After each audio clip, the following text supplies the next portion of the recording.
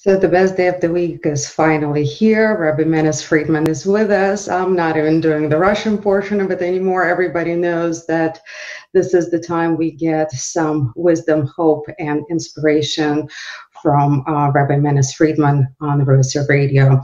Rabbi Friedman, thank you so much for being with us this Tuesday. I wish I can start by saying something happy and positive, but unfortunately, since the last time we spoke, things just got wackier. And the happiest, most celebrated day in America became an object of hate and disdain. Our founding fathers have wronged this country. The reality is being as skewed as it can possibly be skewed, and hatred is growing. I don't know. I would like to say that things are great and positive, but unfortunately I can't.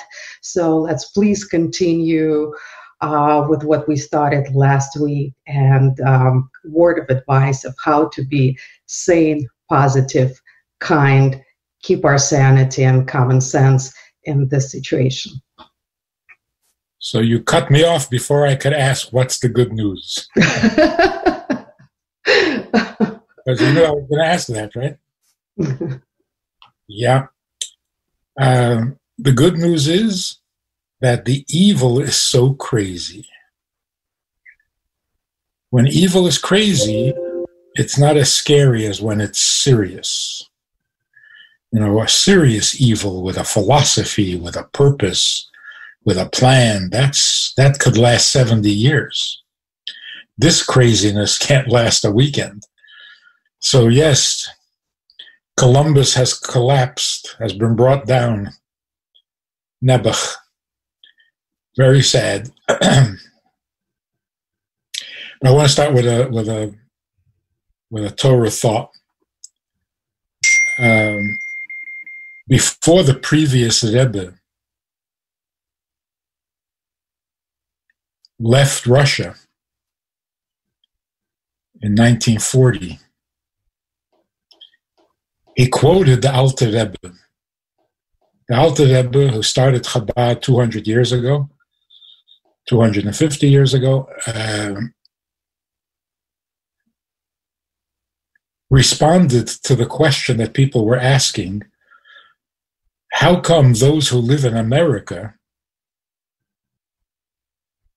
who are hanging upside down on the planet, why don't they fall off? See, that's what Russians thought of Americans. Americans hang by their feet. Why don't they fall off? And the answer, according to Torah and according to Kabbalah, the world is created in spheres, a circle within a circle. So the heaven that is above Russia is also above America. So the people in America, if they fell, they would be falling up, not down. They would be falling towards the sky.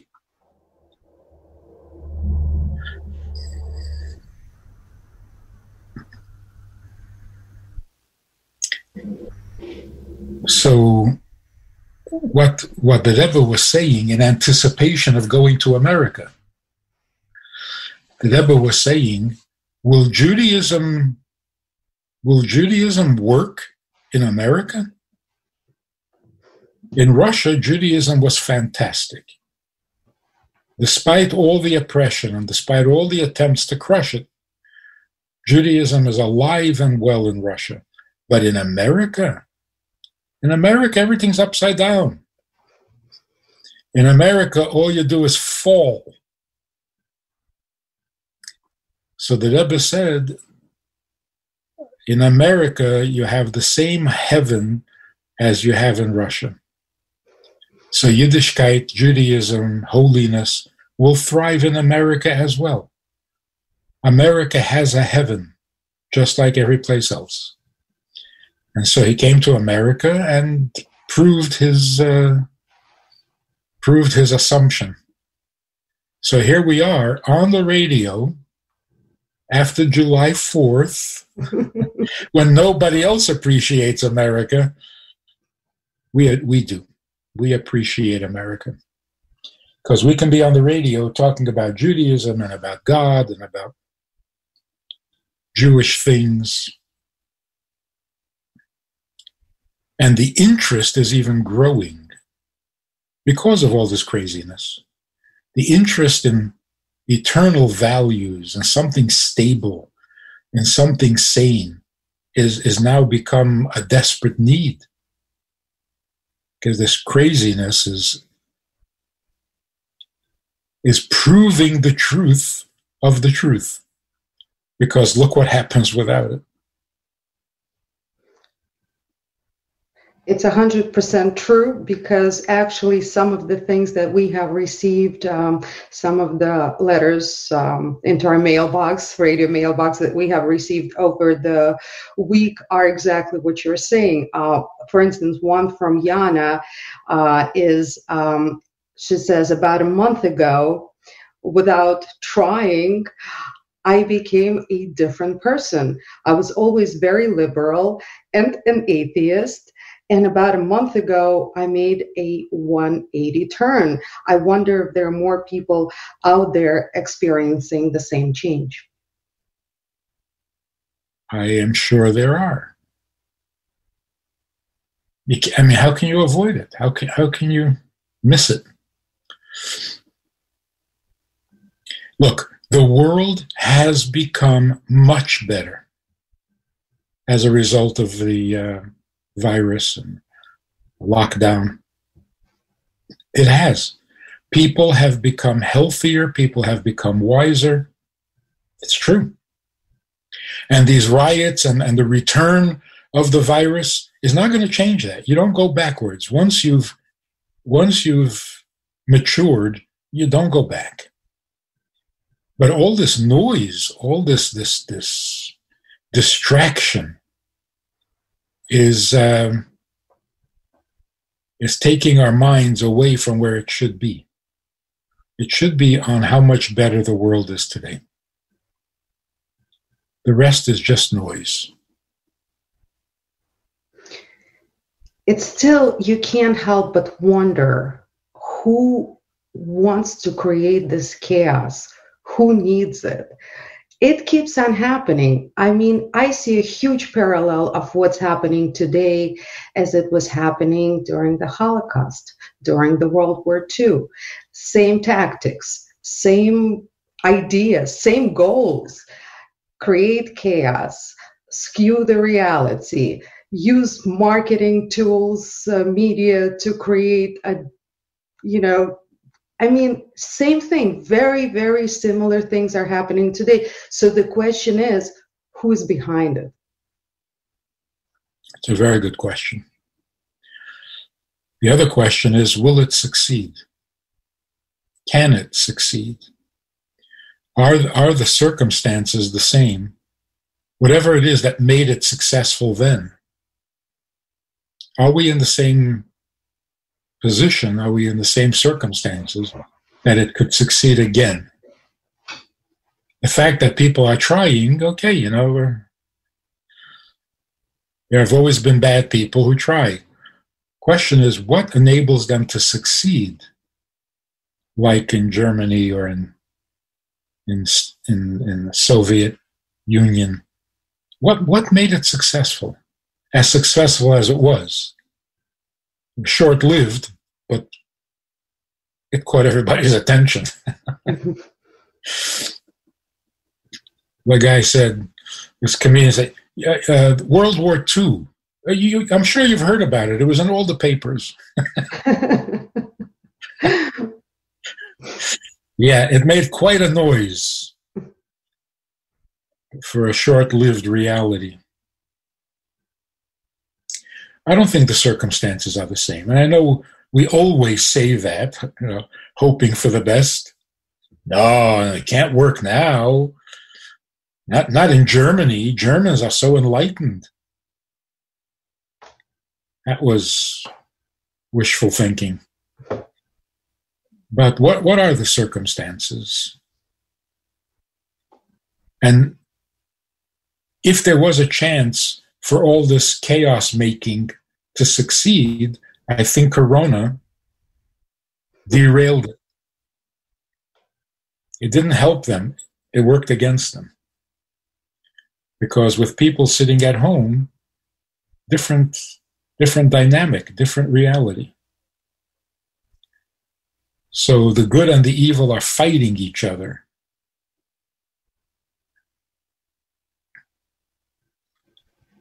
Is there enough good to make the chaos impossible? I hope so. I think so. And certainly we shouldn't sit back and just, watch the fight. We should participate. Add to the goodness, tilt the scale towards the good. What was that famous saying? That evil succeeds when good people do nothing? So good people need to do good. That's how you wage the war against chaos. How much can people do right now? It seems like what can one do? Can just express their opinions, express their thoughts, show support. I mean, what kind of good can people do right now? It seems like everybody's hands are a little bit tied behind their backs. Which only tells us that the good that we need to do doesn't have to be earth-shattering. It doesn't have to grab the headlines. Did I quote this little story with Putin? I mentioned it here. I don't know how popular Putin is among your listeners, but I have to tell you the story. No, different opinions. It's a divided community on that topic. But here's the story. He's close to the rabbi. Mm-hmm. The rabbi is close to him. They were joking about if you need an appointment with Putin, call the rabbi. But they were visiting, or the rabbi was visiting with him, and they finished their visit, and he was on his way out the room, and Putin said to him, "Can I ask you a question?" So he came back in. He said, "Tell me, what is the secret of Jewish survival?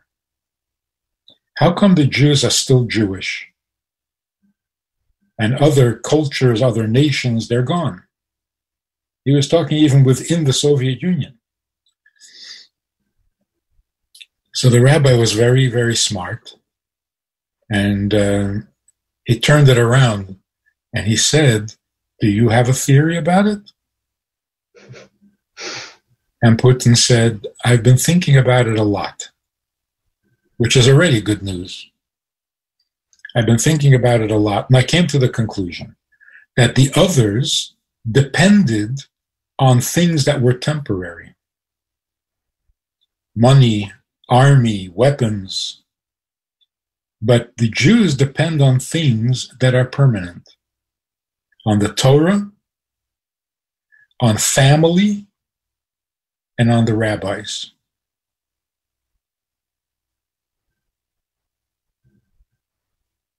I don't know what kind of person he is, but that observation is fantastic. A moment of sanity in an insane world. It's interesting that he chose family as one of the three, not peoplehood. Family. And the COVID definitely enhanced our appreciation and respect for family value, or the value of family. And that might protect us from all this chaos. Some more family time. Still is that's the antidote, not the cause of the chaos. So what kind of good can we do? Mm-hmm. Right there in your own family. And it's happening So many people, their relationships have become much more significant, much more. I mean, I just spoke to a couple. It's amazing that what they're willing to do to make it better. I'm not sure what would have been a year ago. Would they try so hard to make it better, or would they call it quits? So people who would otherwise give up and quit are not. Now they're willing to try. So not all the problems are solved, and not, it's not all peachy and honeymoon, but people are much more willing to try because the value of family has reasserted itself. So right there at home, a healthier family means that there's a healthier community. A healthier community means a healthier society. A healthier society is a healthier world. And those little improvements are huge. Amazing advice. Thank you so much, Rabbi Friedman. Definitely hope everybody will take this one and use it. And if you don't mind, we got another really great question over the week from Fred, who is asking, can a person have a relationship with God and not be religious? Of course. And that is the best argument for what we call religion. The best argument for religion is you have a relationship with God, but you don't have any directions or instructions. So what are you going to do about this relationship you have with God? It's like getting married and you have no idea what marriage is and how to go about it. That's the beauty of it. The beauty of it is you're in a relationship. Judaism, the Torah, the mitzvahs, that's just the user's manual. So if you were not in a relationship with God and you didn't care, then fine. Nothing lost. But when you do have a relationship and you don't know how to treat it, that's painful. That's sad. It's like a person who says, I work on Shabbos. That doesn't mean I'm violating Shabbos. I'm not violating anything. I'm not playing. If I'm playing the game, I got to play it by the rules. I'm not playing. So how can I violate the rules? I'm not part of the game. You are part of the game because you do have a relationship with God. Even if you're not aware of it. Certainly somebody who is aware that there's a relationship but doesn't practice the mitzvah. The relationship is very real, but it could be painful, like a marriage can be painful. You know you're married, you just don't know how to do it. Or you know you're married, but you're not sure to whom. That would be very painful. So that's why when the Rebbe started a campaign to ask people in the street, are you Jewish? And if yes, would you like to put on tefillin? Where does the tefillin come from? So if I'm Jewish, I should put on tefillin? What's the connection? Many Jews are Jewish. They don't put on tefillin. What's the connection? Well, if you say, are you Jewish? It means, do you have a relationship with God? And the answer, of course, is yes. If you're Jewish, you have a relationship with God because you are his people. He chose you. So you may not even be aware of it, but he already chose you. So, at least from his side, there is a relationship. What if you're not Jewish and not religious? Then your relationship with God is not the result of being chosen, it's the result of being created. You are his creation. So do you mean anything to him? He's creating you. Of course you mean something to him. God, like everybody else, is basically lazy. He will not do something he doesn't need to do. So if he creates you, then he needs you. He's not frivolous. Maybe that's why we refer to God as a him. Men won't do anything they don't have to. So if God is creating you, then yes. From his side, you are necessary to him. Now the question is, how do you respond to that? How do you reciprocate? But that was a very good question. I thought we were going to hear an answer. How do we reciprocate? Yeah, it touches on a very important truth. We are in a relationship. The question is, how well are we doing?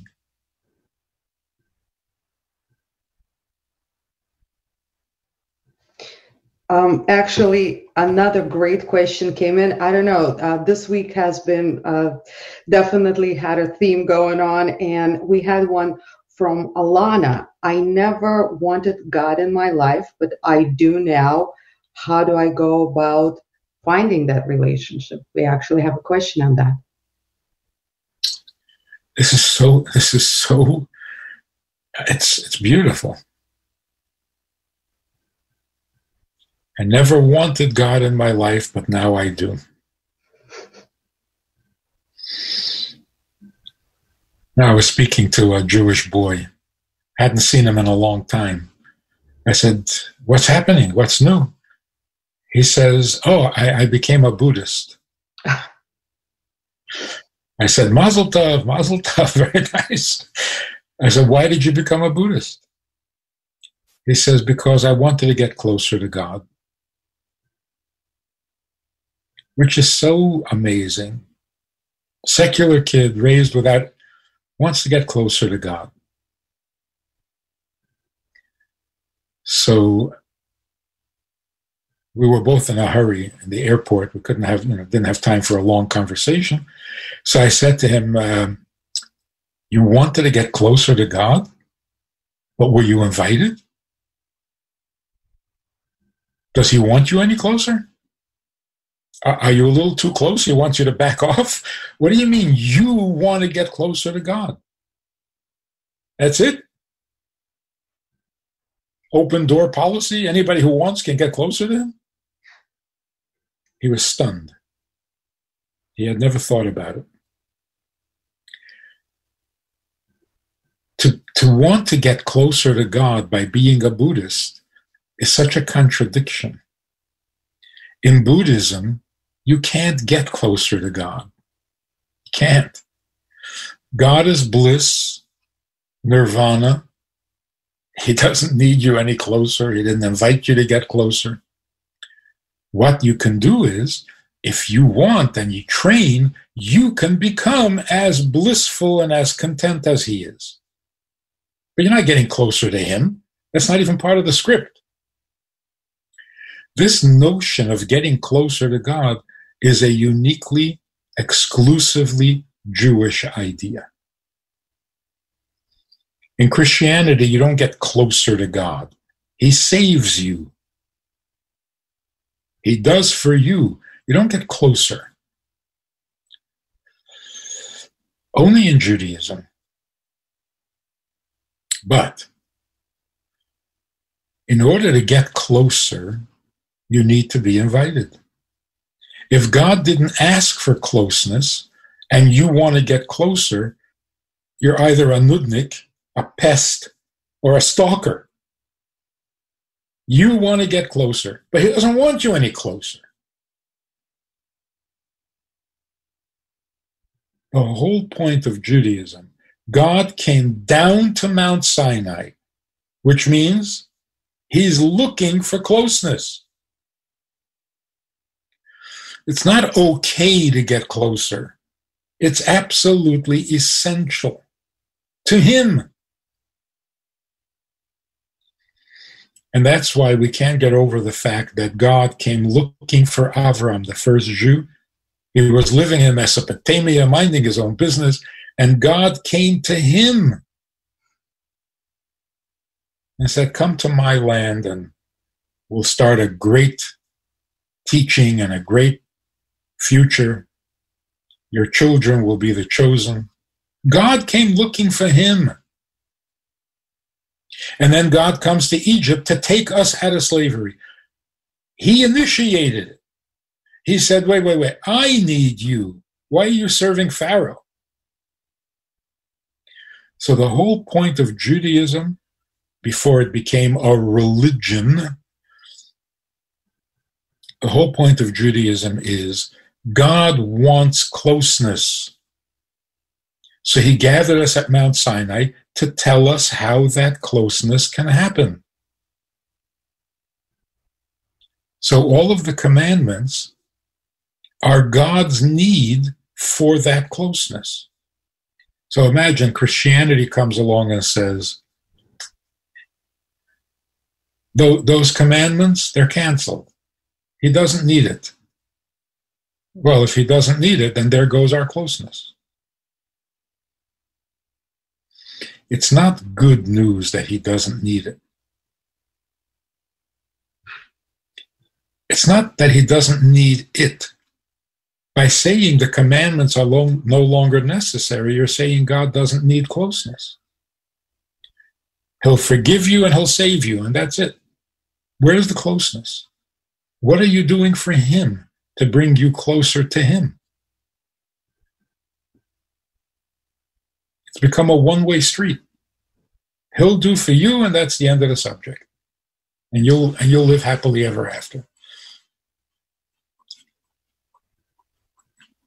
So imagine a woman who says to her husband, I used to need you. I don't need you anymore.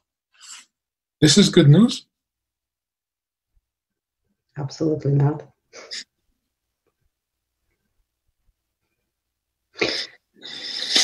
So this woman says, Ilana says, I didn't want God in my life, but now I do. Yeah. That is such a perfect description of reality. God is in your life. You can either want it or not want it, but it's there. God doesn't become real when you want it. Not a figment of your imagination or your needs. God is there. Now you have to decide. You want him or you don't want him. But he's already in your life.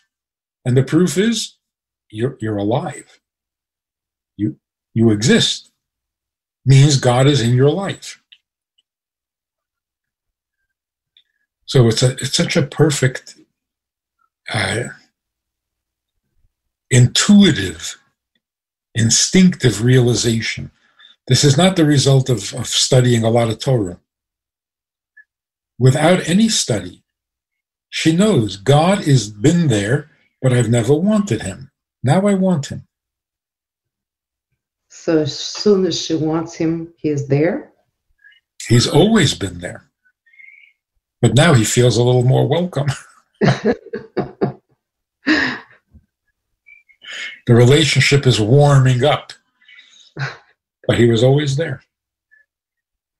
So she didn't say, I never thought there was a God, now I think there is.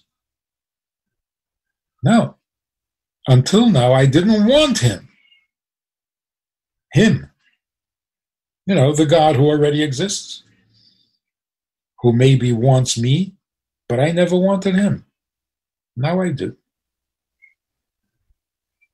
Her previous attitude is not going to backfire? Of not wanting him? Yeah. No. There's no married couple who don't want each other. The reason they're fighting is they want each other differently. The 5 love languages. I want your love, but not the way you say it. Not in that language. Love me in my language. So they're not fighting about the existence of the relationship. They're just bickering over the conditions of the relationship.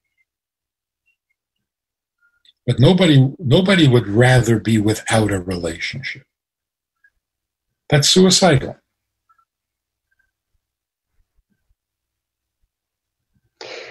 Rabbi Friedman, amazing, amazing. Thank you so much. The time flies by so quickly, and if unfortunately we always go a little bit over and get cut off in other states like Miami and Philadelphia and New York, we have more control over. So I just want to say really quickly that you said to start a list of things that we want to know how we want the world to be. So we ask ourselves a question, know what you want, know and I started putting a list of a good life. So far, it sounds like a greeting card. But I hope others will also start putting a list together of how they want to see the perfect world to be, what kind of attributes it should have, and hopefully we'll start comparing it very, very soon and seeing it in reality. Rabbi Friedman, every week is a huge treat for us. Thank you so much for giving us your wisdom, your time, and being with us until next Tuesday, I hope, and may it be a good week for everybody. And there will be good news. Bezrat Hashem. Amen. Thank you so much. All the best.